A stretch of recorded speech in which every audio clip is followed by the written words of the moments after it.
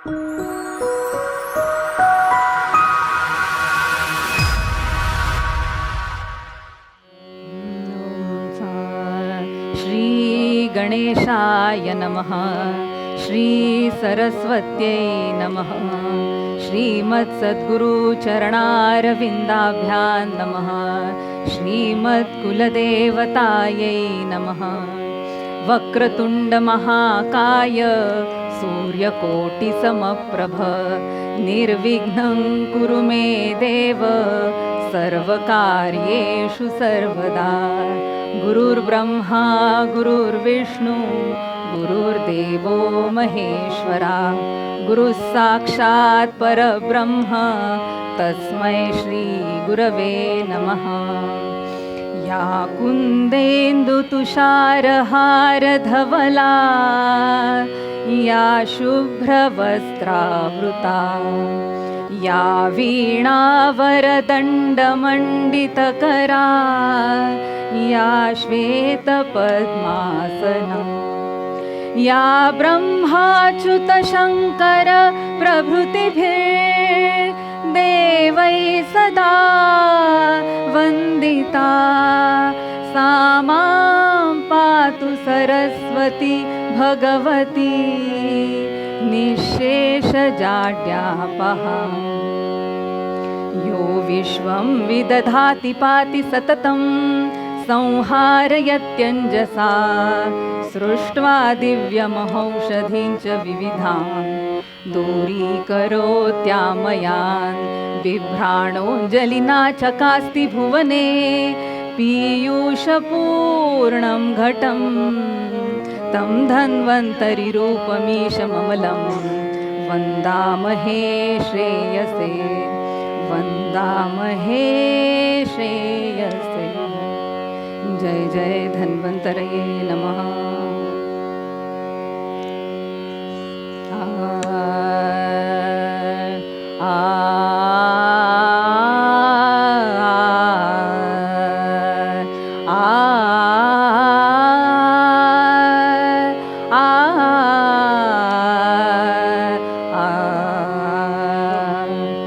जय जय राम कृष्ण हरि. जय जय राम कृष्ण हरि.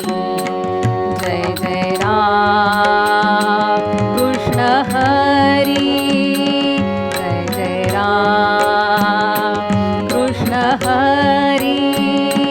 जय जय राम कृष्ण हरि.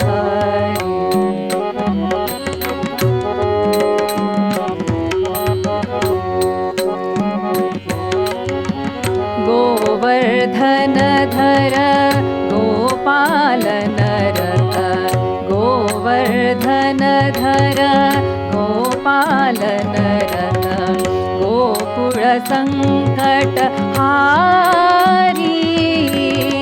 गोकुलसङ्कटहारी. जय जय राम कृष्ण हरि.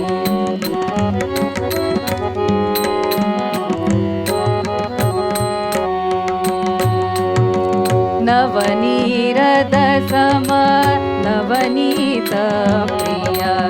नवनीरदसम नवनीत प्रिय. नवल विनोद विहारी. नवल विनोद विहारी. जय जय राम कृष्ण हरि.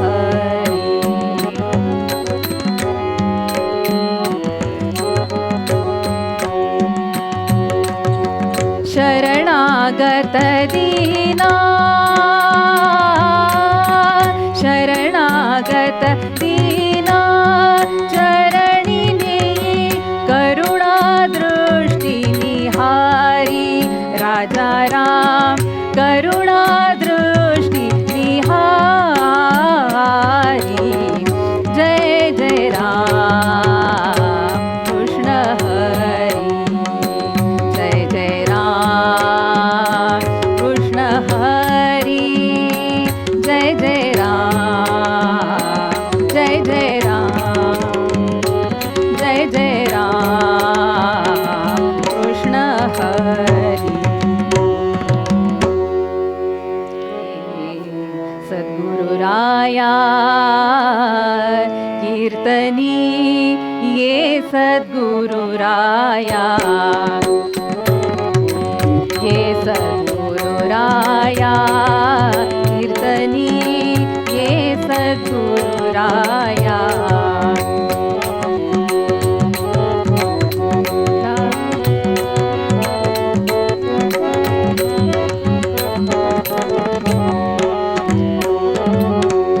मती मंद मी काहीच नेणो मती मंद मी काहीच नेणो सांख्य अथवा न्याय कीर्तनी सांख्य अथवा न्याय कीर्तनी ये सद्गुरुराया ये सद्गुरुराया कीर्तनी ये सद्गुरुराया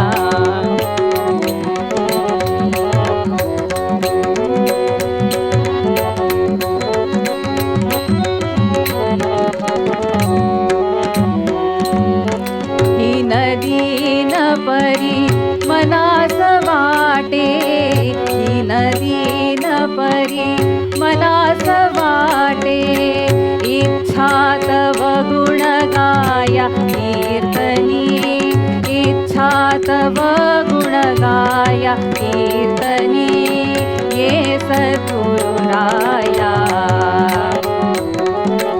ये सद्गुरुराया कीर्तनी ये सद्गुरुराया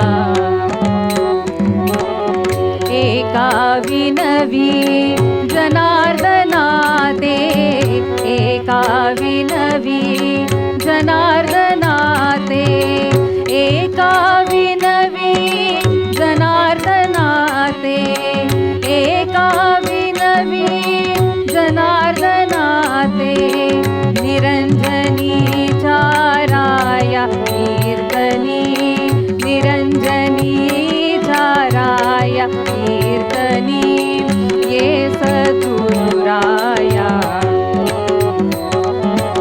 ये सद्गुरुराया कीर्तनी ये सद्गुरुराया ये सद्गुरुराया कीर्तनी ये सद्गुरुराया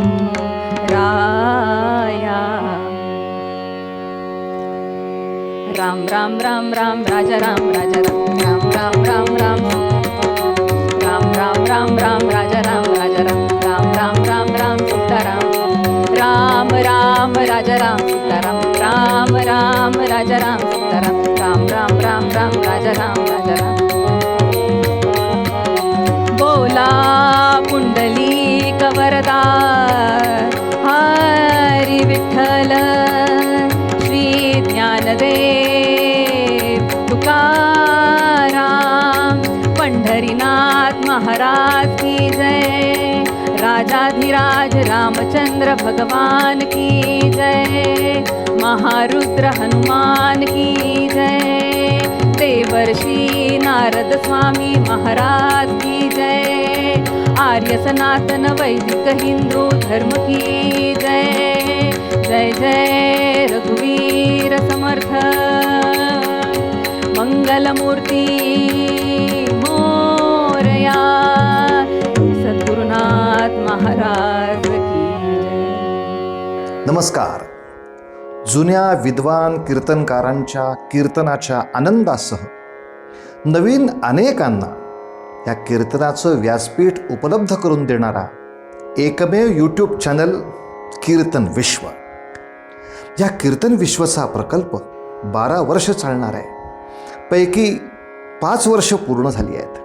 अनेक नवीन कीर्तनकार, अनेक नवनवीन विषय, अनेक नवनवीन मालिका आपण त्यामध्ये सादर केली आहेत. तेव्हा हा प्रकल्प आता पूर्णत्वाकडे जाण्यासाठी शक्यतो जेवढी शक्य असतील तेवढी कीर्तनं आपण प्रायोजित करा असं आवाहन करतो. प्रायोजित करणं शक्य नसेल तर यथाशक्ती जी काही आपल्याला मदत करता येईल ती जरूर करा. आणि या आर्थिक मदतीबरोबरच आणखीन एक, आपल्याकडे जुन्या कीर्तनकारांच्या काही संहिता उपलब्ध असतील तरी आमच्याकडे पाठवा. कारण सगळ्या नवीन कीर्तनकारांच्यासाठी एक मोठी कीर्तन संहितांची बँक तयार करण्याचा सुद्धा आम्ही प्रकल्प करतो आहोत. आणि अनेक जुन्या जाणत्या वेगवेगळ्या पठडीतल्या कीर्तनकारांची कीर्तनं ही रेकॉर्ड व्हावीत, आर्काईव्ह व्हावं या दृष्टीनं आपला हा प्रयत्न चालू आहे. तेव्हा असे कोणी कीर्तनकार असतील तरी त्यांची सुद्धा माहिती पाठवा. कार्यालयाचे नंबर आपल्या समोर आहेत. तेव्हा या प्रकल्पासाठी शेअर करा, सबस्क्राईब करा. हा तर विषय महत्त्वाचा आहेच, पण प्रायोजित करा आणि याचबरोबर अनेकांना या प्रकल्पामध्ये जोडून कीर्तन विश्वाची बळकटी वाढवत राहा, एवढीच आपल्या सगळ्यांना प्रार्थना.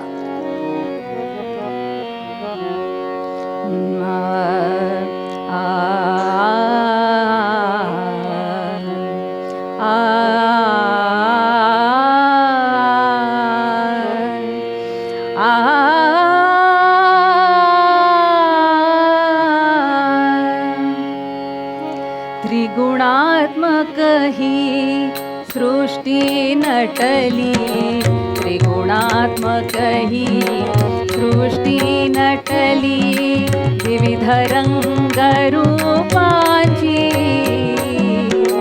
त्रिदोष हेही तसेच भरले, त्रिदोष हेही तसेच भरले, लक्षण दाविती रोगांची, त्रिगुणात्मक ही सृष्टी नटली.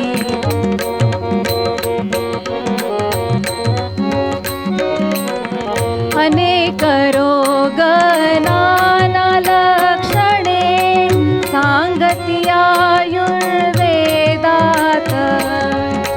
अनेक रोग नाना लक्षणे सांगती आयुर्वेदात, करुणी चिकित्सा सांगुनी पथ्य, करुणी चिकित्सा सांगुनी पथ्य, करविती रोगांचा अंत, करविती रोगांचा अंत, त्रिगुणात्मक ही सृष्टी नटली.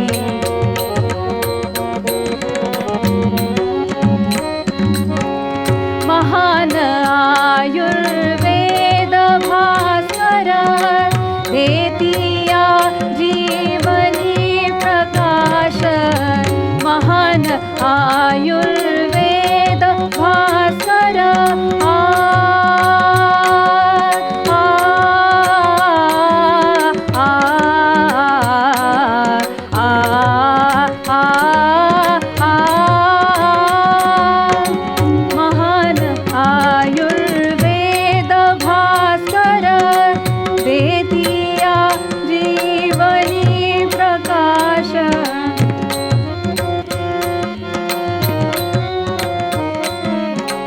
धन्वन्तरि अवतार शोभति, धन्वन्तरि अवतार शोभति, वन्दन त्या सत्पुरुषास, वन्दन त्या सत्पुरुषास, वन्दन त्या सत्पुरुषास. जय जय धन्वन्तरये नमः. श्रोते हो, निरूपणासाठी आज हे जे आपण पद घेतलेलं आहे यामध्ये प्रामुख्याने आपण 2 गोष्टींचं चिंतन करणार आहोत. पहिली गोष्ट म्हणजे आयुर्वेद आणि आयुर्वेदातले 2 मूलभूत सिद्धांतांची आपण तोंड ओळख करून घेणार आहोत. आणि दुसरा विषय आहे आयुर्वेदाचे आद्य प्रवर्तक भगवान धन्वंतरी यांच्या अवताराविषयी आज आपण जाणून घेणार आहोत. आता प्रश्न असा येतो की हा विषय का बरं निवडला? आपल्याला सगळ्यांना माहिती आहे की कीर्तन विश्व ह्याचं हे यंदाचं 5वं वर्ष आहे आणि नवनवीन विषय घेऊन कीर्तन विश्व हे इथे नवीन विषयांचे कीर्तन सादर करायला संधी देत आहेत लोकांना. तर आजचा विषय हा वेगळा आहे, पण तेवढाच गरजेचा सुद्धा आहे. श्रोते, आज आयुर्वेद कीर्तन आपण बघणार आहोत. आता प्रश्न असा पडला असेल की का बरं हा विषय का बरं घेतला असेल. तर आज सगळीकडे आपण बघतो आरोग्याच्या बाबतीत सगळेजण खूपच जागरूक झालेले आहेत. काय खाल्लं पाहिजे, किती खाल्लं पाहिजे, किती व्यायाम केला पाहिजे, ह्याबद्दल सगळेच जागरूक आहेत. पण प्रश्न असा आहे, मला आरोग्य का बरं हवंय, हा प्रश्न सगळ्यांसाठी आहे. सगळ्यांनी या प्रश्नावर चिंतन करायचं आहे. मला आरोग्य का बरं हवंय. तर चरकाचार्यांनी ह्याचं उत्तर चरक संहितेमध्ये पहिल्याच अध्यायात दिलेलं आहे की आरोग्याच्या बाबतीतले सगळे उपक्रम सांगण्याच्या आधीच आरोग्य का हवंय हे समजून घ्यायचं. श्रोते हो, का हा जो शब्द आहे ना, कोणत्याही गोष्टीच्या मुळाशी आपल्याला नेतो. का मला हे हवंय, आरोग्य का हवंय. तर चरकाचार्यांनी पहिल्या अध्यायात सांगितलेलं आहे, धर्मार्थ काम मोक्षाणाम आरोग्यम मूलमुत्तमम. धर्म, अर्थ, काम आणि मोक्ष या 4 पुरुषार्थांच्या प्राप्तीचं आरोग्य हेच एकमेव साधन आहे. हे 4 पुरुषार्थ आहेत, यांच्या प्राप्तीसाठी सगळ्यात मोठा अडथळा, सगळ्यात मोठा बाधा जर कोणता येत असेल तर तो म्हणजे रोग किंवा रोगांचा समुदय. आणि म्हणून आयुर्वेदात पहिल्याच अध्यायात सांगितलेलं आहे, आयुकामायमानेन धर्मार्थ सुख साधनम आयुर्वेदोपदेशेषु विधेय परमादरः. ज्यांना दीर्घायू आणि स्वस्थ आयुष्य जगण्याची इच्छा आहे त्यांनी आयुर्वेदाचा आदर करावा, आयुर्वेदाचं पालन करावं. पण आयुर्वेदाचं पालन करण्यासाठी आधी आयुर्वेद म्हणजे काय हे तरी समजलं पाहिजे. आयुर्वेद समजून घेणं, श्रोते हो, ही काळाची गरज आहे. आणि नुसतीच काळाची नाही तर सध्याच्या युगाची गरज आहे. सध्या आपण कलियुगात जगत आहोत आणि भागवत पुराणामध्ये कलियुगाचं विस्तृत वर्णन आलेलं आहे. भागवत स्कंदातल्या 12व्या स्कंधामध्ये 2ऱ्या अध्यायामध्ये पहिला श्लोक आपण बघूया. ततश्चानुदिनं धर्म सत्यं शौचं क्षयादया. ततश्चानुदिनं धर्म सत्यं शौचं क्षमादया. कालेन बलिना राजन् नंक्षस्त्यायुर्बलं स्मृतिः. कलियुगाचं वर्णन त्याच वेळा सांगून ठेवलेलं आहे. कलियुगात काय सांगितलंय की उत्तरोत्तर धर्माचा, सत्य, शौच, क्षमा, दया, स्मृती, आरोग्य, बल ह्या सगळ्या गोष्टींचा ऱ्हास होणार आहे. धर्माचा ऱ्हास होणार आहे, नैतिक मूल्यांचा ऱ्हास होणार आहे. आणि काय बरं वाढणार आहे, स्वैराचार वाढणार आहे, अनाचार वाढणार आहे, रोगांचा प्रादुर्भाव वाढणार आहे, चिंता काळजा वाढणार आहेत, लोकांचे स्वभाव बदलणार आहेत, माणसं स्वार्थी, लोभी, क्रोधी होणार आहेत. म्हणजे थोडक्यात काय की त्यावेळा कलियुगाचं जे वर्णन केलंय त्यानुसार माणसाच्या जीवनाची गुणवत्ता ही कमी होणार आहे. बघा श्रोते हो, आज आपण ही सगळी लक्षणं अवतीभोवती बघतो. म्हणजेच थोडक्यात काय की माणसाच्या जीवनाची गुणवत्ता हळूहळू कमी होत चाललेली आहे. आणि ह्यासाठीच शारीरिक आणि मानसिक आरोग्य नव्हे तर सामाजिक आणि आध्यात्मिक आरोग्य सुद्धा तेवढंच महत्त्वाचं आहे. त्याची काळजी सुद्धा तेवढाच यांनी घेतली पाहिजे. आणि ह्या सगळ्यांवरती उत्तर काय असेल तर निरोगी जीवनशैली. आणि हे उत्तर आपल्याला आयुर्वेदात सापडतं. म्हणून आजचं कीर्तन, आयुर्वेद कीर्तन, एवढे छान व्यासपीठ उपलब्ध झालेलं आहे कीर्तन विश्वच्या माध्यमातून. त्याच्यामुळे सगळ्यांना एक विनंती की हा जो एवढा सगळा डोलारा तुम्ही बघताय, इतकी सगळी कीर्तनं आपण घर बसल्या जर बघत असू तर कोणत्या तरी रूपाने, आर्थिक रूपाने आपण यांना नक्की सहाय्य करावं, ही नम्र विनंती. आजचं जे निरूपणाचं जे पद आहे हे पनवेलचे ज्येष्ठ कीर्तनकार, गुरुस्थानी असलेले मला हरिभक्तपरायण श्री नंदकुमार बुवा कर्वे यांनी रचलेलं आहे. बघा, या पदामध्ये आयुर्वेदाबद्दल तर आहेच आहेत, पण आयुर्वेदाची काही सिद्धांत आपण बघणार आहोत. पहिल्या पदामध्ये, पहिल्या चरणामध्ये काय म्हणतात बरं कवी? त्रिगुणात्मक ही सृष्टी नटली विविध रंग रूपांची, त्रिदोष हेही तसेच भरले लक्षण दाविती रोगांची. दोन मूलभूत सिद्धांत सांगितलेले आहेत. एक म्हणजे त्रिगुण आणि दुसरा म्हणजे त्रिदोष. असे दोन सिद्धांत सांगितलेले आहेत. सगळ्यात आधी आपण बघू की ही सृष्टी नटली असं त्यांनी म्हटलंय, पण ही सृष्टी कशी बरं तयार झाली? तर सृष्टीचे निर्माणकर्ते तर आपल्याला माहिती आहेत, ब्रह्मदेव आहेत, परंतु विराट पुरुष हे भगवंताचे सर्वव्यापी आणि वैश्विक रूप आहे. आणि मायेच्या साह्याने त्यांनी हे विश्व निर्माण केलेलं आहे. ब्रह्मदेवांची निर्मिती केली आहे आणि ब्रह्मदेवाच्या संकल्पनेतूनच मग सृष्टी निर्माण झालेली आहे. कवी म्हणतायत ही सृष्टी कशी आहे बरं? ही सृष्टी आहे त्रिगुणात्मक. हे दृश्य जगत 3 गुणांनी भरलेलं आहे. कोणते आहेत बरं हे 3 गुण? सत्व, रज आणि तम. दिवसाचे 3 भाग होतात बघा, सकाळ, दुपार आणि संध्याकाळ. त्यातला सकाळचा भाग हा सत्वगुणाचं प्रतीक दर्शवतो, दुपारचा काळ हा रजोगुणाचं आणि सायंकाळचा काळ हा तमगुणाचं. त्याप्रमाणे बाल्यावस्था, तारुण्यावस्था, वार्धक्यावस्था, 3 ऋतू आहेत, हिवाळा, पावसाळा, उन्हाळा.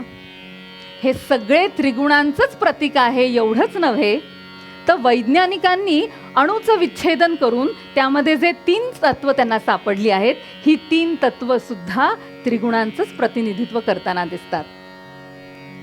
समर्थ रामदास म्हणतात, आपलं संपूर्ण शरीर हे त्रिगुणात्मकच आहे. मूळी देह त्रिगुणाचा, सत्व रजतमाचा, त्यामध्ये सत्वाचा उत्तम गुण. सत्व गुणे भगवत भक्ती, रजो गुणे पुनरावृत्ती, तमो गुणे अधोगती, पावती प्राणी. श्रीराम जय जय रघुवीर समर्थ. समर्थ म्हणतायत की 3ही गुणांनी ही सृष्टी, हे सगळं व्यापलेलं आहे. देह सुद्धा हा 3ही गुणांचा तयार झालेला आहे. त्रिगुणांचा संबंध मनाशी आलाय बरं का. पण तुम्ही म्हणाल मला 100% सात्विकच व्हायचंय, तर ते शक्य आहे का? तर ते शक्य नाहीये, कारण 3ही गुणांचं आपापलं महत्व आहे. अगदी उदाहरण द्यायचं झालं तर निद्रा, झोप ही किती आवश्यक आहे आपल्याला सगळ्यांना माहिती आहे. एक दिवस आपण जर झोपलो नाही तर दुसऱ्या दिवशी काय अवस्था होते आपल्याला माहिती आहे. त्याच्यामुळे ती तितकीच गरजेची आहे. क्रोध, आपण म्हणाल जर समोर काही अत्याचार सुरू आहे आणि त्यावेळा जर एखादा माणूस तसाच बसून चालेल का हो? त्यावेळा योग्य ठिकाणी क्रोधी होणं गरजेचं आहे, तरच क्रांती घडून येते. त्याच्यामुळे ते सुद्धा गरजेचं आहे. तरुण वर्ग आजचा रजोगुणी, रजोगुण हे क्रियाशीलत्वतेचं प्रतीक आहे, क्रियाशीलता. जर आजचा तरुण वर्ग म्हणाला की मी सात्विक होणार, मला क्रियाशील व्हायचंच नाहीये, मी एकाच ठिकाणी बसून राहणार, तर चालेल का हो? देशाचा विकास होईल का? राष्ट्राची भरभराट होईल का? नाही. 3ही गुणांची आवश्यकता आहे. एवढंच आहे की त्याचं संतुलन राखणं मात्र खूप गरजेचं आहे. आता संतुलन राखायचं असेल, हे सृष्टीमध्ये ही विविधता ह्याच्यामुळेच होते.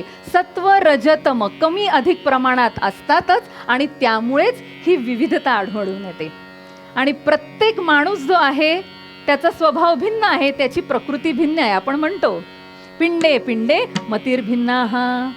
त्याच्यामुळे कमी अधिक प्रमाणात हे गुण सगळ्यांच्या मध्ये असतात. एक दृष्टांत सांगते. एक चित्रकार असतो आणि एका स्पर्धेमध्ये भाग घेतो आणि स्पर्धेमध्ये सांगितलं असतं की सत्व गुण दर्शवणारं चित्र काढायचंय. तो विचार करतो, आता सत्व गुण, शुद्ध, सात्विक, निष्पाप हे गुण मला कुठे दिसतील? मग तो समोर शाळेमध्ये लहान मुलं बागडताना बघतो आणि त्यांचं ते निष्पाप भाव तो रेखाटतो आणि श्रोते हो त्याला पहिलं बक्षीस मिळतं. 15-20 वर्षानंतर तोच चित्रकार त्या स्पर्धेमध्ये पुन्हा भाग घेतो आणि आता स्पर्धेचा विषय आहे तमोगुण दर्शवणारं चित्र रेखाटायचं आहे. तो विचार करतो, आता कुठे बरं जाऊ, तमोगुण कुठे बरं मला दिसेल. आणि मग त्याच्या लक्षात येतं की आपण तुरुंगात जाऊया. तुरुंगातले जे कैदी असतात त्यांच्या चेहऱ्यावरचा जो रौद्र भाव आहे, क्रोध भाव आहे, ते आपण टिपूया. आणि म्हणून तो तुरुंगात जातो. त्याच्यातल्या त्यात बघतो की एक कोणता कैदी आहे की ज्याच्या चेहऱ्यावर हे भाव मला दिसून येतील. आणि तो त्या कैद्याला समोर बसवतो, ते चित्र रेखाटतो आणि ह्या वर्षी सुद्धा त्याचा पहिला नंबर येतो. आता पहिला नंबरचं बक्षीस मिळाल्यानंतर त्याला उगीच वाटतं की तुरुंगातला कैदी आहे तर त्याला आपण आपल्यातलं बक्षीस देऊया. म्हणून तो कैद्याला थोडं बक्षीस देतो. ते बक्षीस घेऊन कैदी खुश होतो. परंतु तो विचारतो, 15 वर्षांपूर्वी आपल्याला असंच बक्षीस मिळालं होतं, त्यावेळेला तुम्ही त्या लहान मुलाला का बरं बक्षीस दिलं नाही? तर तो म्हणतो, हो, तुला कसं कळलं की 15 वर्षांपूर्वी सुद्धा मला बक्षीस मिळालं होतं? तो म्हणतो, 15 वर्षांपूर्वीचा लहान मुलगा मीच होतो. म्हणजे सत्वगुण दाखवणारा लहान मुलगा आणि तमगुण दाखवणारा कैदी हा एकच माणूस होता. मग काय बरं बदललं? तर मनातले भाव बदलले, विचार बदलले, भावना बदलल्या आणि त्यामुळे कृती बदलली. हे लक्षात घ्यायचं श्रोते हो. हे त्रिगुण आहेत, हे मनाच्या संदर्भातले आहेत. पुढचा सिद्धांत असा आहे, त्रिदोष. जसा मनाचा संबंध त्रिगुणांशी तसा शरीराचा संबंध त्रिदोषांशी. वात, पित्त आणि कफ. जिवंत माणसाची लक्षणं सांगायची असतील तर 3 गोष्टी प्रामुख्याने आढळतात: हालचाल, उष्णता आणि सद्रवता. बाह्य सृष्टीतील हालचाल तीच शरीराच्या आतील हालचालाला कारणीभूत असते, ते म्हणजे वात. बाहेरच्या सृष्टीतील उष्णता ज्या सूर्यापासून होते त्याच शरीराच्या आतमध्ये जी उष्णता आहे ही अग्निरूपाने निर्माण होत असते, त्याला म्हणतात पित्त. आणि बाह्य शरीरातील जलांश ज्या चंद्राच्या रूपाने असतो तोच आतील शरीरातील जलांश हा कफाच्या रूपाने असतो. वात, पित्त आणि कफ. ज्याप्रमाणे त्रिगुण हे सम असणं गरजेचं आहे, त्याचप्रमाणे त्रिदोष सुद्धा हे समस्थितीत असायला पाहिजे. रोगस्तु दोष वैषम्यम, रोग साम्यम रोगता. हे तिन्ही दोष समावस्थेत पाहिजे. समावस्थेत नसेल, त्यामध्ये जर विषमता आढळली तर रोगांना आमंत्रण. रोग येतात, निर्माण होतात, म्हणजे नेमकं काय होतं? तर या त्रिदोषांमध्ये वैषम्य निर्माण होतं. आणि म्हणून पुढच्या चरणामध्ये कवी सांगतायत, अनेक रोग नाना लक्षणे सांगती आयुर्वेदात, करुणी चिकित्सा सांगुनी पथ्य करविती रोगांचा अंत. आयुर्वेदाचं प्रयोजन सांगितलेलं आहे 2ऱ्या चरणामध्ये की आयुर्वेद हा सगळ्यांसाठी आहे. जर दोषांमध्ये विषमता आढळली, रोग निर्माण झाले, तर अर्थातच चिकित्सा आहेत. वेगवेगळ्या प्रकारच्या चिकित्सा आहेत. पथ्य संकल्पना सांगितलेली आहे, शोधन चिकित्सा, शमन चिकित्सा सांगितलेली आहे. त्याचप्रमाणे जर तुम्ही म्हणाल की मला रोगच नाहीयेत, पण रोग होऊ नये म्हणून घ्यावयाची काळजी सुद्धा आयुर्वेदात सांगितलेली आहे. आणि त्यासाठी दिनचर्या पालन, ऋतुचर्या पालन, सद्वृत्त पालन, आचार रसायन ह्या नावाच्या वेगवेगळ्या विधी आणि उपक्रम आयुर्वेदात सांगितलेला आहे. थोडक्यात काय, आयुर्वेद हा सगळ्यांसाठी आहे. आणि म्हणून आयुर्वेदाचा अवलंब करायचा असेल तो सर्वांनीच आयुर्वेद समजून घेतला पाहिजे. 3ऱ्या चरणामध्ये कवी काय सांगतायत, महान आयुर्वेद भास्कर देती या जीवनी प्रकाश, धन्वंतरी अवतार शोभती वंदन त्या सत्पुरुषास. आयुर्वेदाचे आद्य म्हणजे ज्यांच्यापासून आयुर्वेद सुरू झालेला आहे ते भगवान धन्वंतरी आहे. भगवान धन्वंतरी त्यांचा अवतार कसा बरं झालेला आहे तर समुद्र मंथनातून त्यांचा अवतार झालेला आहे. समुद्र मंथनाची कथा आपल्याला माहिती आहे की समुद्र मंथनातून 14 रत्न बाहेर पडली. या 14 रत्नांपैकी एक म्हणजे भगवान धन्वंतरी. भगवान धन्वंतरींच्या हातात अमृत कुंभ होता. श्रोते हो, हा कुंभ प्रतिकात्मक आहे आणि हे अमृत म्हणजे आयुर्वेद रूपी अमृत आहे. आयुर्वेदो अमृतानाम. आणि अशा भगवान धन्वंतरींना आपण सगळ्यांनी नमस्कार करूया. ओम नमो भगवते महासुदर्शनाय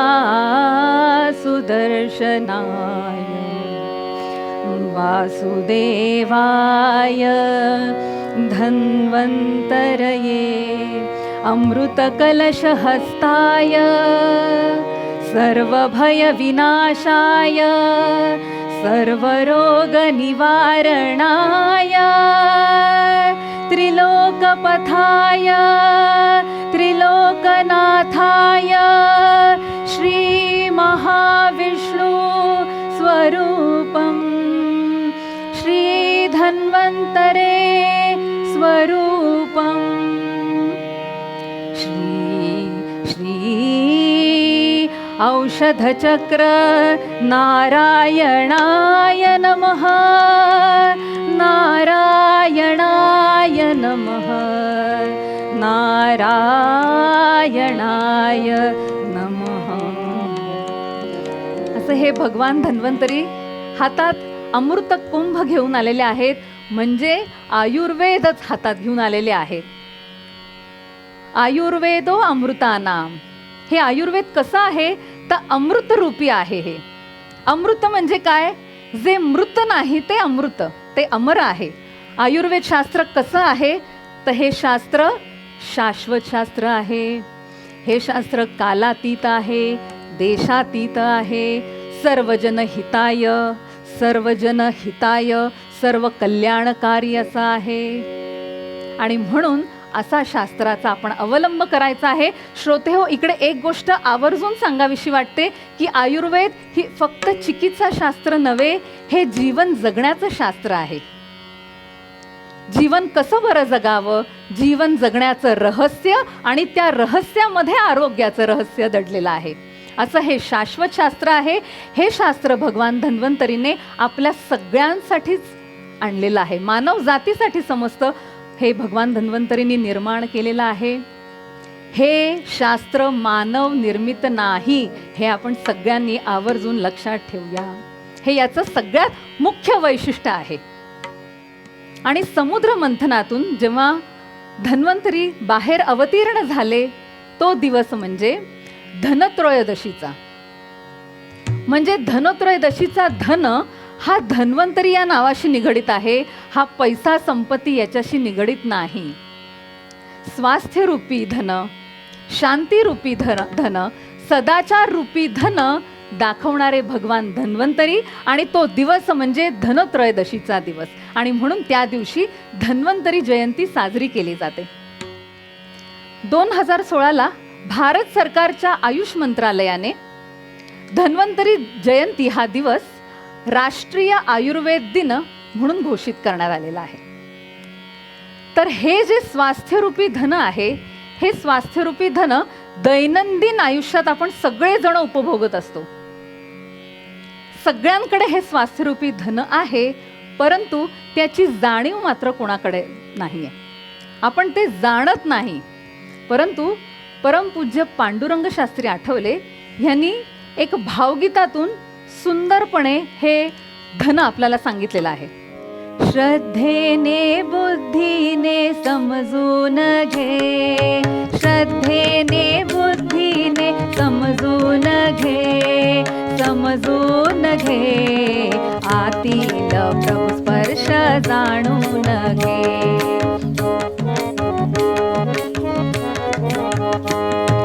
जीभ ओली राहते का ठेवीत कोण, खातो ते पचते का पचवीत कोण, प्रेमाचा प्रवाह समजून घे, प्रेमाचा प्रवाह समजून घे, आतील प्रभु स्पर्श जाणून घे.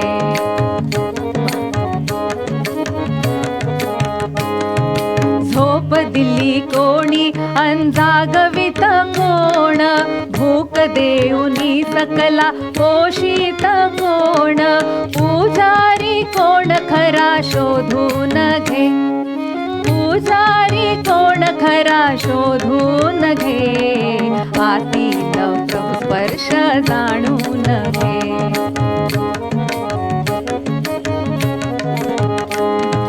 लाल रक्त बनते का बनवीत कोण, शर्करा प्रमाण लोह ठरवीत कोण, अभिषेक देवाचा समजून घे, अभिषेक देवाचा समजून घे, आतील प्रभू स्पर्श जाणून घे, आतील प्रभू स्पर्श जाणून घे.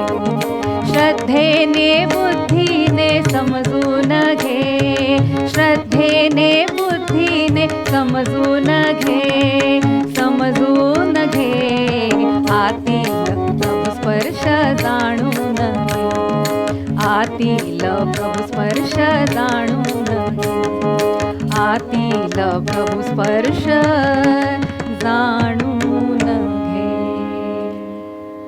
स्वास्थ्यरूपी धन कोणतं? तर बघा, आपल्याला भूक लागते, तहान लागते, रात्री झोप लागते, दुसऱ्या दिवशी सकाळी उठल्याबरोबर आपल्याला आठवण राहते की मी गौरी आहे, माझं हे काम आहे.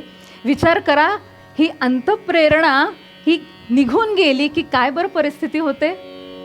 हा जो आतला प्रभूचा स्पर्श आहे, हा आतला प्रेमाचा प्रवाह जो आहे, हा दुसरा तिसरा कोणीही नसून हेच भगवंताचं आपल्याला मिळालेलं एक प्रकारचं स्वास्थ्यरूपी धन आहे श्रोते हो. आणि याची जाणीव आपल्याला मुळीच नसते. जे फुकट मिळतं ना, किंवा आपण त्या गोष्टींना गृहीत धरायला लागतो. बघा, महामारीच्या काळीसुद्धा एरवी तर आपण प्राणवायू घेत असतोच, पण त्या वेळेला आपल्याला लक्षात आलं ना की ऑक्सिजनचं महत्त्व काय आहे, ऑक्सिजन सिलेंडर कसे मिळत नव्हते. त्याच्यामुळे हे जे स्वास्थ्यरूपी धन आहे, हे आपण कसं समजून घ्यायचं आहे? श्रद्धेने आणि बुद्धीने समजून घ्यायचं आहे. आतमध्ये लाल रक्त बनतं, पण ब्लड किंवा रक्ताची फॅक्टरी आहे का बरं कुठे? ते फक्त आतमधलं जी प्रेरणा आहे तीच निर्माण करत असते. विज्ञान जरी कुठे पुढे जरी गेलं असलं तरी सुद्धा अंतःप्रेरणेला खूप महत्त्व आहे. आणि भगवंतांनी स्वतः सांगितलेलं आहे भगवद्गीतेमध्ये, अहम वैश्वानरो भूत्वा प्राणिना देहमाश्रिता प्राणापान समायुक्त पचाम्यन्नम चतुर्विधम. मी वैश्वानर ह्या रूपाने आतमध्ये आहे. ते पचनाचं जे कार्य आहे ते मी करणार आहे, तू काळजी करू नकोस. इथे भगवंत सांगतायत आपल्याला, फक्त काय आपल्याला त्याची जाणीव नाही आहे श्रोते हो.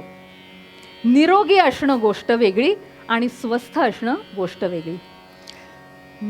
मध्यम समदोष समाग्निश्च समधातु मलक्रिय प्रसन्न आत्मा इंद्रिय मन स्वस्थ इति अभिधीयते. अशी स्वस्थची व्याख्या सांगितलेली आहे आयुर्वेदात. म्हणजे दोष धातू मल हे सगळं सम अवस्थेत असलेच पाहिजेत. जे आपण रिपोर्ट वगैरे करतो, रिपोर्ट नॉर्मल ठेवण्याचा प्रयत्न करतो ते ठीक आहे, पण त्याचबरोबर दुसरी ओळ महत्त्वाची आहे, प्रसन्न मन, प्रसन्न इंद्रिय. आणि नुसतंच हे नाही तर स्वमध्ये स्थित जो आहे, ती जो स्पर्श आहे आत्ता आपण बघितला, ती अंतःप्रेरणा आहे. त्याला जो नीट समजून घेतो, स्वमध्ये स्थित असणाऱ्या या गोष्टीला जो प्रसन्न ठेवतो, तो खऱ्या अर्थाने स्वस्थ. निरोगी असणं गोष्ट वेगळी आणि स्वस्थ असणं वेगळी. त्याच्यामुळे श्रोते हो, आपण सगळ्यांनी स्वस्थ राहण्यासाठी प्रयत्न करूया आणि यासाठी आपण आयुर्वेदाभिमुख होऊया. आणि म्हणून पूर्वपदामध्ये आपण बघितलेलं आहे, आयुर्वेदाचे सिद्धांत पाहिलेले आहेत, थोडक्यात तोंड ओळख केलेली आहे. आणि आयुर्वेदाचा अवलंब करायचा आहे, त्यासाठी तो नीट समजून घ्यायचा आहे. त्रिगुणात्मक ही सृष्टी नटली, त्रिगुणात्मक ही सृष्टी नटली, विविध रंग रूपाची, त्रिदोष हेही तसेच भरले, त्रिदोष हेही तसेच भरले, लक्षण दाविती रोगांची, त्रिगुणात्मक त्रिगुणात्मक ही सृष्टी नटली, त्रिगुणात्मक ही सृष्टी नटली, त्रिगुणात्मक ही सृष्टी नटली.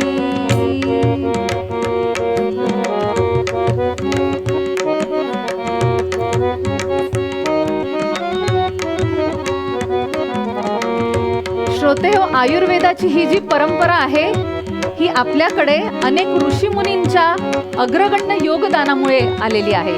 आणि म्हणून आख्यानामध्ये आपण एक महान श्रेष्ठ शल्यचिकित्सक आचार्य सुश्रुत यांचे कार्य थोडक्यात पाहणार आहोत. पण कीर्तनच्या प्रथेप्रमाणे 1 मिनिट आपण भजन करूया.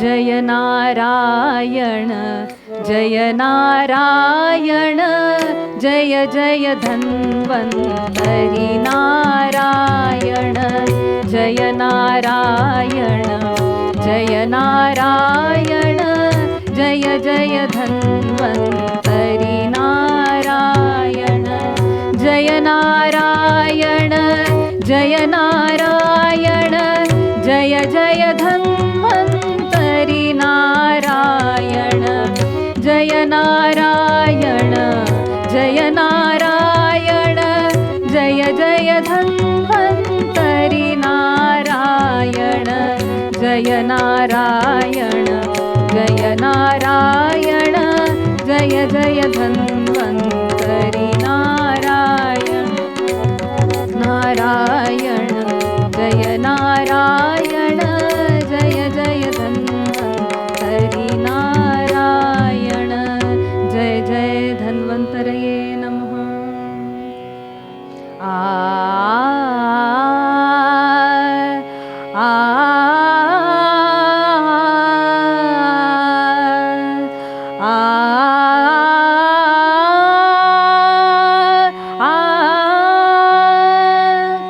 जय गंगे भागीरथी, जय गंगे भागीरथी, हर गंगे भागीरथी, हर गंगे. चिदानंद शिव सुंदरतेची, चिदानंद शिव सुंदरतेची, पावनतेची तू मूर्ती, पावनतेची तू मूर्ती, जय गंगे भागीरथी.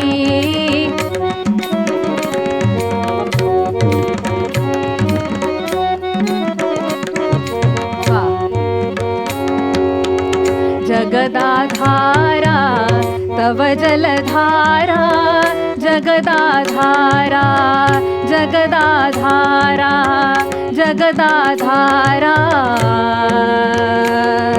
आ आ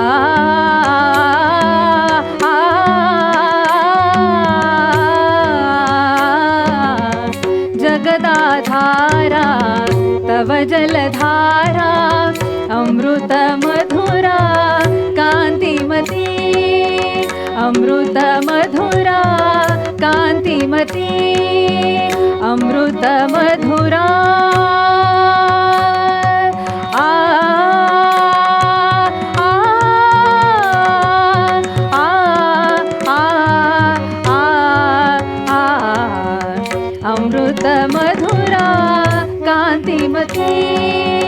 शंकर शंकर जय शिव शंकर, शंकर शंकर जय शिव शंकर, शंकर शंकर जय शिव शंकर, शंकर शंकर जय शिव शंकर. लहरी लहरी त्या निनादती, शंकर शंकर जय शिव शंकर, लहरी लहरी त्या निनादती, लहरी लहरी त्या निनादती. जय गंगे भागीरथी, जय गंगे जय गंगे, जय गंगे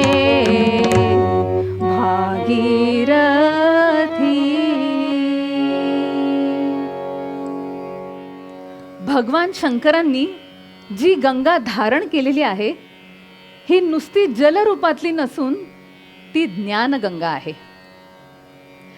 समस्त ज्ञान जे आहे हे भगवान शंकरांकडूनच येत आहे.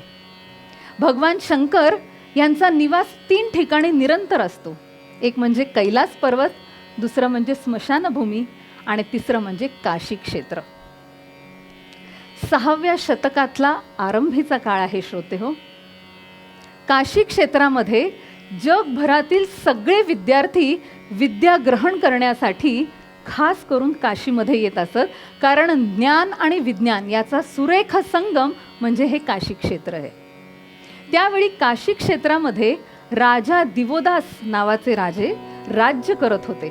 राजा दिवोदास हे सर्वसामान्यांप्रमाणे उत्तम राज्यकर्ते तर होतेच, पण ते नुसते राज्यकर्ते नव्हते. मग ते कसे होते?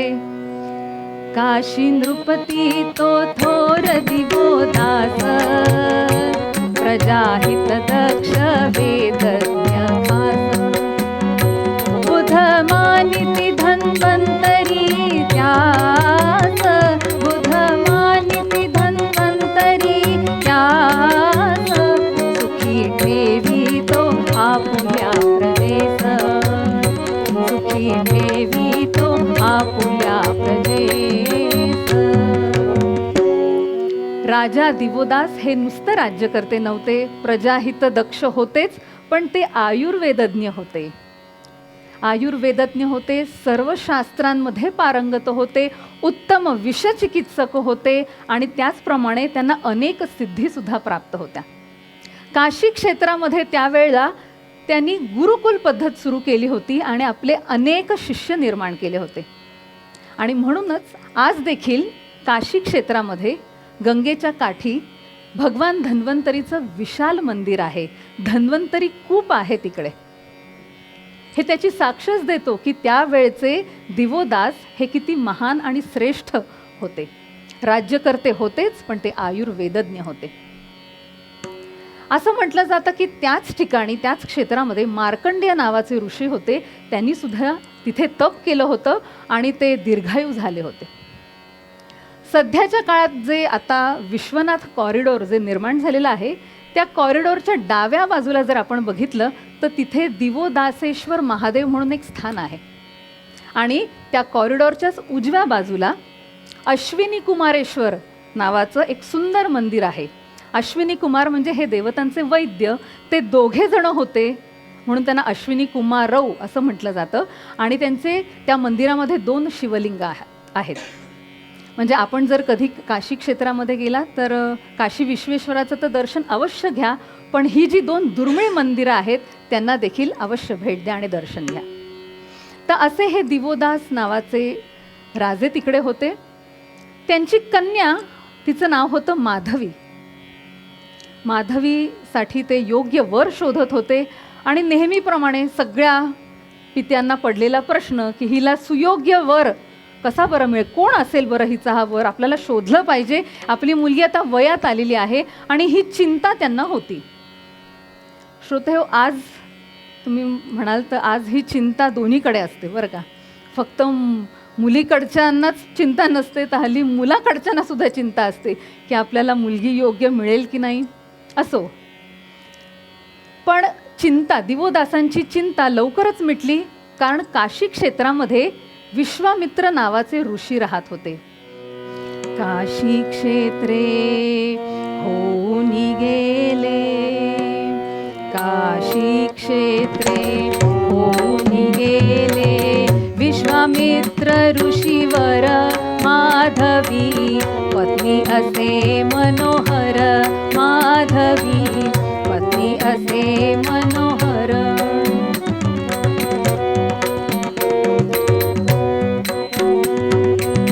त्या दोघांच्या प्रपंच तरुला, त्या दोघांच्या प्रपंच तरुला, 2 फळे सुंदर नामे सुश्रुताष्टक सुकुमार, नामे सुश्रुताष्टक सुकुमार. शिक्षण देऊनी माय पित्यानी, शिक्षण देऊनी मायभित्यानी केले सुसंस्कार भासती चमत्कार कोहिनूर भासती चमत्कार कोहिनूर भासती चमत्कार कोहिनूर. वा. आपल्या डोळ्यासमोर जे विश्वामित्र येत आहेत, प्रतिसृष्टी निर्माण करणारे विश्वामित्र हे ते नव्हेत. हे वेगळे विश्वामित्र आहेत, परंतु हे देखील तेवढेच सामर्थ्य संपन्न होते. त्यामुळे दिवोदास हे अत्यंत आनंदित झाले की मला योग्य असा जावई मिळाला आहे. पुढे माधवी आणि विश्वामित्रजी यांचा सुरेख संसार सुरू झाला आणि कालांतराने त्यांना 2 सुपुत्र झाली. थोरल्याचं नाव अष्टक आणि धाकट्याचं नाव सुश्रुत. दोघांचा छान संसार, मुलं छान, मुलांवरती सुयोग्य असे संस्कार करण्यात आले. परंतु हळूहळू विश्वामित्रजी यांना विरक्ती यायला लागली. त्यांना असं वाटू लागलं की आपला जो हा सर्व व्याप आहे संसाराचा, हा थोरल्याच्या नावे आपण करून द्यावा आणि आपण मात्र वनात निघून जावं. विरक्ती यायला लागली आणि म्हणूनच त्यांनी सुश्रुतांना आपल्याबरोबर घेतलं. म्हणजे धाकटा सुपुत्र जो होता सुश्रुत, ह्याला आपल्याबरोबर घेतलं आणि ते दिवोदासांकडे गेले. आणि दिवोदासांना त्यांनी विनंती केली की जे प्राथमिक शिक्षण आहे हे मी या सुश्रुताला दिलेलं आहे, पण त्याची योग्य आवड जी आहे, म्हणजे त्याला शरीर विज्ञान आवडतं, त्याला वनौषधींचं ज्ञान आहे, तर त्याचं पुढचं शिक्षण, त्याचं मार्गदर्शन मात्र आपण त्याला कराल असा माझा विश्वास आहे. आपण त्याला योग्य मार्ग दाखवाल. त्यामुळे विश्वामित्रजी हे सुश्रुताला घेऊन दिवोदासांकडे गेले. एके दिनी विश्वामित्र आले भेटण्या नृपतीस, विनंती करीती तयास सुश्रुता सांभाळावे. आपण योग्य तो मार्ग माझ्या सुपुत्राला नक्की दाखवाल असा माझा विश्वास आहे, म्हणून मी सुश्रुताला आपल्याकडे घेऊन आलेलो आहे. आणि तसंच आता प्रपंचामध्ये मला रुची राहिली नाहीये, तपश्चर्येला जावं असं मला वाटतंय. मज नसे रुची प्रपंचात, विरक्ती येई मनात, तप करावे वनात, ऐसे वाटे मम जीवा. हे ऐकल्याबरोबर दिवोदास आधी थोडेसे चिंतित झाले, परंतु सुश्रुताला पाहून त्यांना मात्र आनंद झाला. आणि त्यांनी दिवोदासांना सांगितलं की काळजी नसावी, माझ्या गुरुकुल पद्धत जी मी निर्माण केलेली आहे, यामध्ये आजपासून सुश्रुत पण एक माझा शिष्य होणार आहे, तर आपण निश्चिंत मनाने जाऊ शकता. काय म्हणाले ते बघा 3 मध्ये. चिंता मुळी न करावी, चिंता मुळी न करावी, सांभाळू सुश्रुतास सानंदे.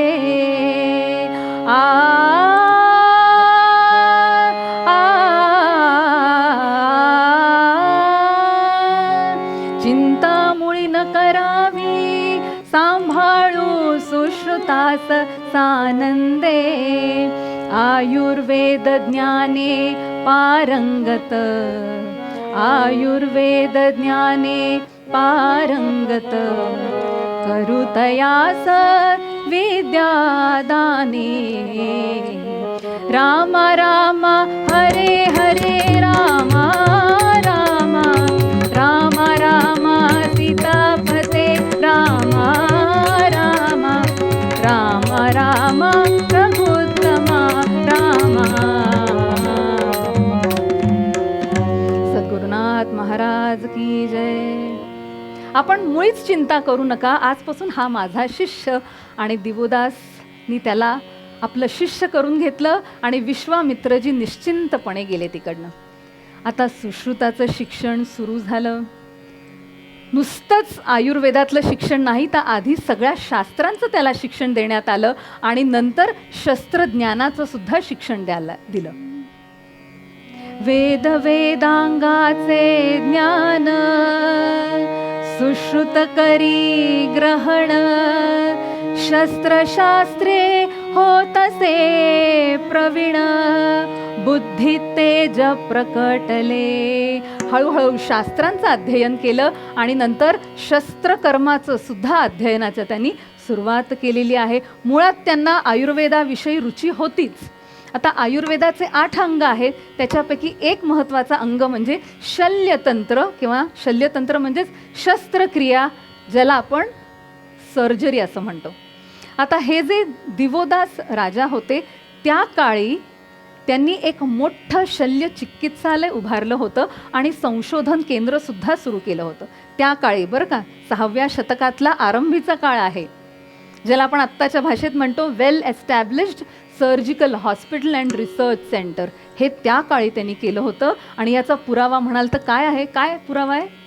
तर हल्लीच जेव्हा उत्खनन केलं होतं काशी क्षेत्रामध्ये, तेव्हा त्या चिकित्सालयाचे काही अवशेष तिथे सापडले आहेत आणि तिथे जे राज्य करणारे आताचे सुद्धा जे राजे आहेत त्यांनी मान्यता दिली आहे की हो, हे त्या काळी आदि केशव घाट आहे आणि तिथे हे शल्य चिकित्सालय होतं त्या काळी. त्याच्यामुळे शस्त्रकर्माचं सुद्धा ज्ञान सुश्रुतांनी हळूहळू घ्यायला सुरुवात केली होती. बुद्धी चातुर्य होतंच त्यांच्याकडे. बुद्धी प्रखरतेमुळे त्यांनी शास्त्रांबरोबर शस्त्रक्रियासुद्धा शिकायला हळूहळू प्रारंभ केला होता. आणि एके दिवशी काय घडलं, एक प्रसंग घडला. सुश्रुत त्याच्या मित्रांबरोबर गंगाकाठी खेळत होते आणि त्यावेळेला काय बरं घडला प्रसंग बघा.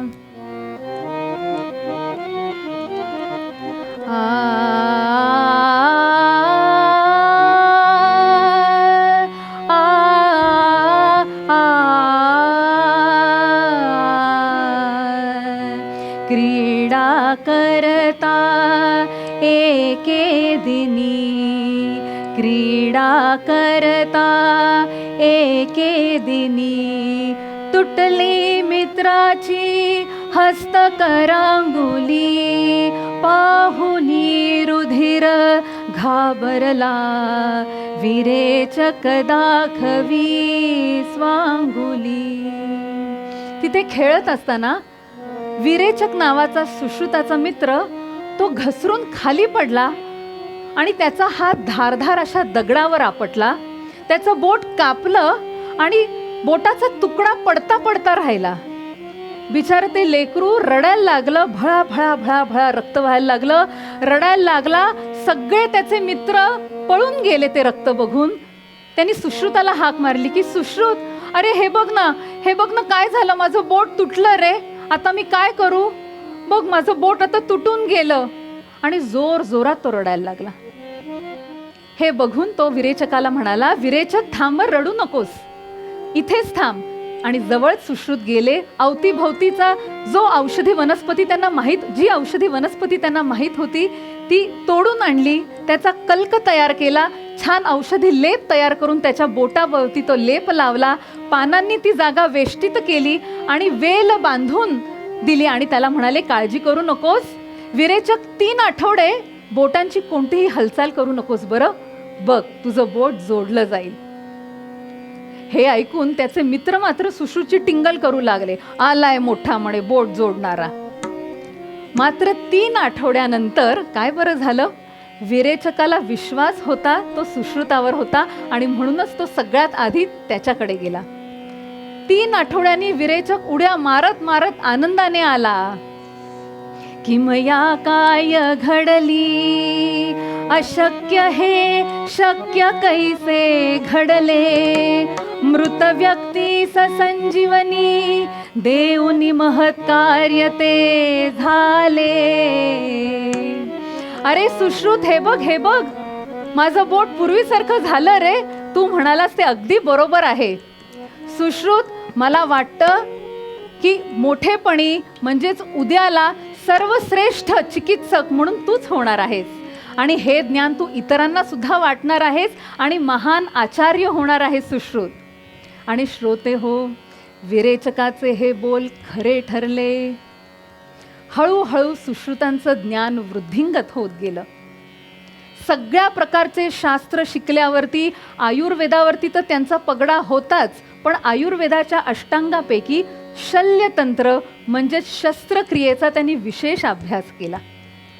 पूर्वीच्या काळी अनेक प्रयोगांनी ह्याला हे कायम सिद्ध करावं लागतं बरं का शल्यचिकित्सा. पूर्वीच्या काळी गावाच्या बाहेर निर्जन ठिकाणी ही चिकित्सा करावी लागत, जेणेकरून समाज स्वास्थ्य बिघडू नये आणि इतर जंतू संसर्गसुद्धा इतरांना होऊ नये. सुश्रुतांचं ज्ञान वाढत गेलं आणि सर्वश्रेष्ठ शल्यचिकित्सक म्हणून त्यांची गणना होऊ लागली. अर्थात सुश्रुत त्यांनी हे सगळं श्रेय आपल्या गुरुजनांना दिलं आणि गुरुजनांकडून ज्या प्रकारे त्यांनी ज्ञान घेतलं त्याप्रमाणे त्यांनी सुद्धा अध्ययनाचं कार्य सुरू केलं आणि आपला मोठा शिष्यवर्ग तयार केला आणि म्हणूनच नंतर त्यांना आचार्य ही पदवी मिळाली.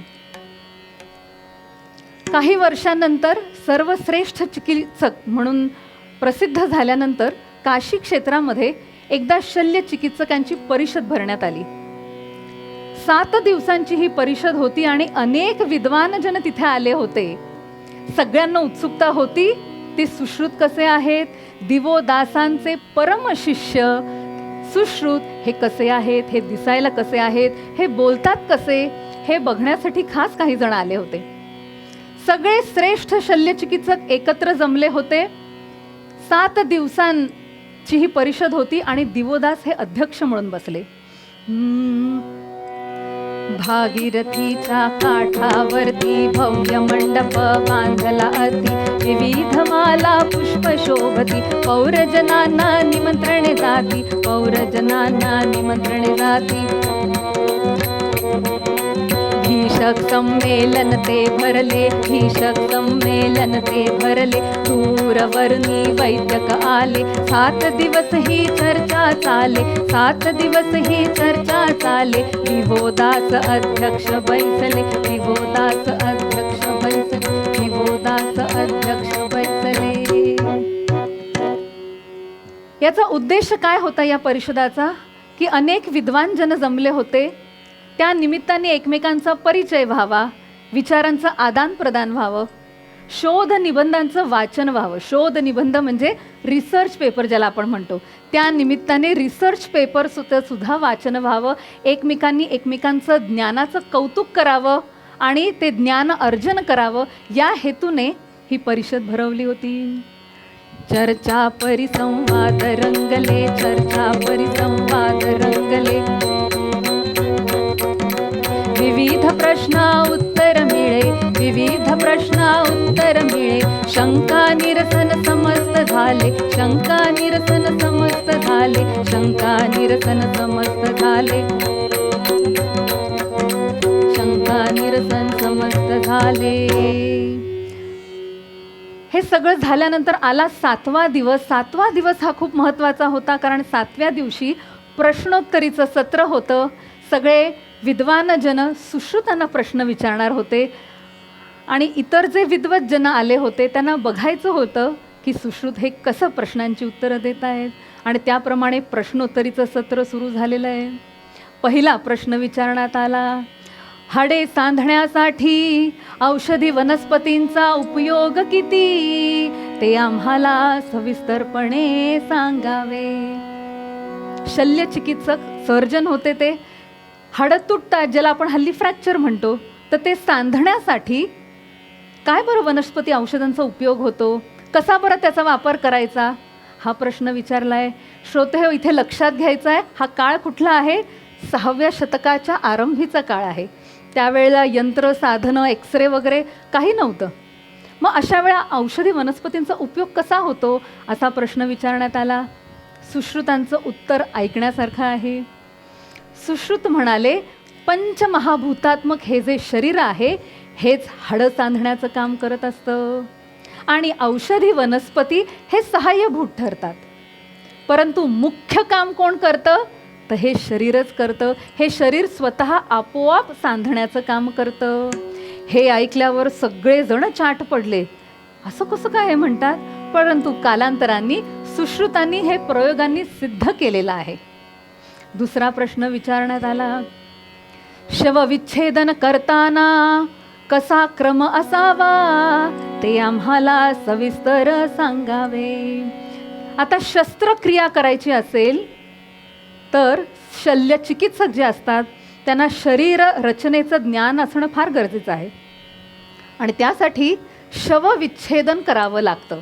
हल्ली त्याला डिसेक्शन, बॉडी डिसेक्शन ज्याला म्हणतात. तर हे कसं बरं करावं?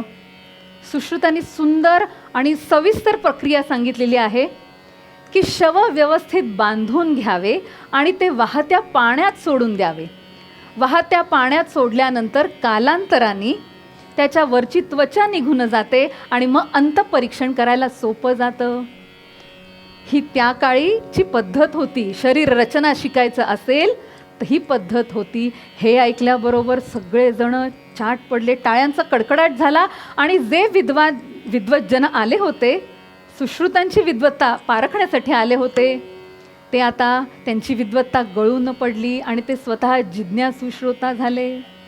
तिसरा प्रश्न आणि कालातीत असा प्रश्न विचारला की अनेक वेळा शस्त्रक्रिया करताना रुग्ण मरण पावतो, असे का होते, असे का होते?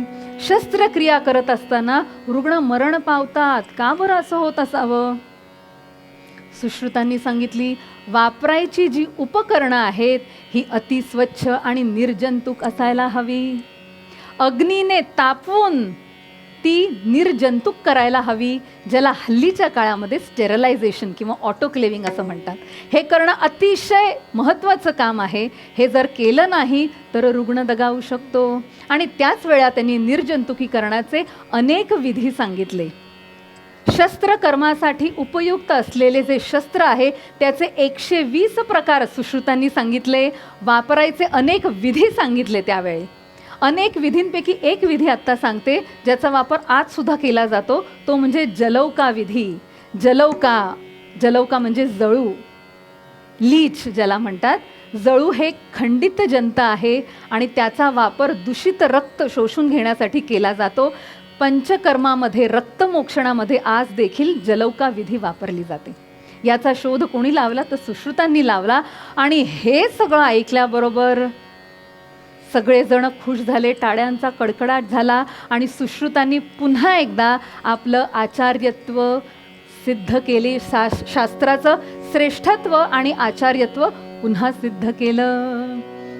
शल्यचिकित्सक सर्वश्रेष्ठ, शल्यचिकित्सक सर्वश्रेष्ठ, एकमताने केले घोषित. गौरविले आचार्य सुश्रुत, गौरविले आचार्य सुश्रुत, विनम्र झाले तत्त्वधीरत, विनम्र झाले तत्त्वधीरत, विनम्र झाले तत्त्वधीरत. आपलं शास्त्राचं श्रेष्ठत्व आणि आचार्यत्व सुश्रुतांनी पुन्हा एकदा सिद्ध केलं. आज सुद्धा सुश्रुतांना शल्यचिकित्सेचे जनक म्हणून ओळखले जाते.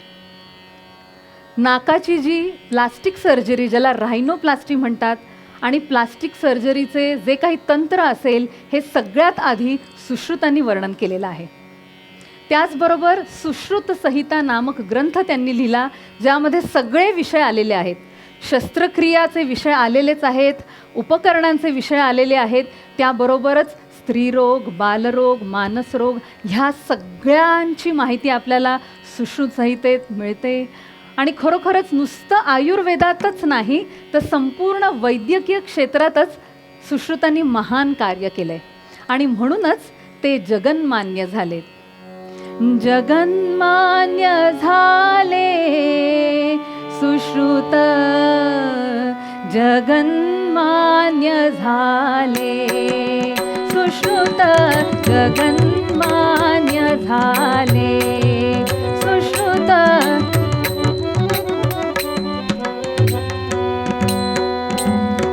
कष्टाने ज्ञानार्जन करुनी, आयुर्वेद तो प्रसारित करुनी, परोपकारे तनु झिजविला, परोपकारे तनु झिजविला, म्हणूनी जगन्मान्य झाले सुश्रुत जगन्मान्य झाले, सुश्रुत जगन्मान्य झाले. श्रोते हो, आयुर्वेदाची परंपरा अनेक ऋषीमुनींमुळे आपल्यापर्यंत पोचली आहे. त्यातील एक म्हणजे आचार्य सुश्रुत. आणि म्हणून पूर्वरंगामध्ये आपण पाहिलं की आयुर्वेदाचा अवलंब करायचा आहे आणि कवींनी आचार्य सुश्रुतांना आणि यासारख्या ऋषीमुनींना महान आयुर्वेद भास्कर आणि धन्वंतरीचा अवतार असं त्यांचं वर्णन केलेलं आहे.